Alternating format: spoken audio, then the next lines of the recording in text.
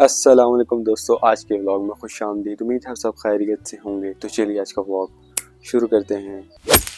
आज 8 मई है और आप ज़मीन की हालत देख सकते हैं। शदीद गर्मी की वजह से ज़मीन में दरारें बढ़ चुकी हैं। आगे जून, जुलाई और अगस्त आने वाला है। शदीद गर्मी के महीने तो अभी स्टार्ट होने वाले हैं, तो आप अंदाज़ा लगा सकते हैं कि गर्मी किस कदर सख्त और शदीद होने वाली है। तो इसलिए अपने दरख्तों और पौधों की ग्रोथ के लिए प्रॉपर पानी का बंदोबस्त करते रहें।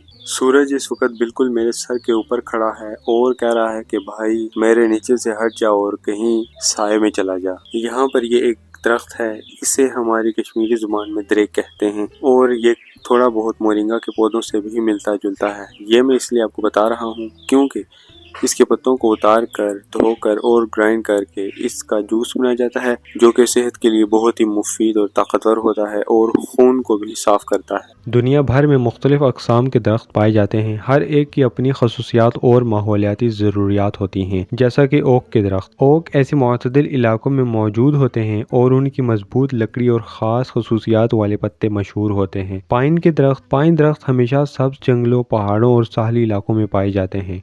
उनकी लकड़ी और राल की कीमत होती है। बाओबाब के दरख्त मडागास्कर, अफ्रीका और ऑस्ट्रेलिया के मुकामी होते हैं। बाओबाब दरख्त मशहूर हैं जिनके मोटे ठोस तन होते हैं। रेडवुड, कैलिफोर्निया के साहल पर मौजूद रेडवुड दरख्त दुनिया के सबसे लंबे दरख्तों में शामिल होते हैं। मीपल के दरख्त, मीपल दरख्त मुअत्तल इलाकों में पाए जाते हैं। उनके रंगीन पत्ते और मीपल शरबत की पैदावार के इस्तेमाल की वजह से मशहूर होते हैं। और जैसा कि बम्बू के दरख्त होते हैं, बम्बू एक किस्म की घास है जिसके लकड़े ढीले होते हैं। उनकी तेजी से बढ़ने और मुख्तलिफ इस्तेमालात में इस्तेमाल की वजह से मशहूर हैं। इसके अलावा दोस्तों, दुनिया भर में मुख्तलिफ अक़साम के बेशुमार दरख्त पाए जाते हैं जिनकी अपनी अपनी खसूसियात होती हैं। तो दोस्तों, उम्मीद है कि आपको आज का व्लॉग अच्छा लगा होगा और आपने ज़रूर कुछ ना कुछ सीखा होगा।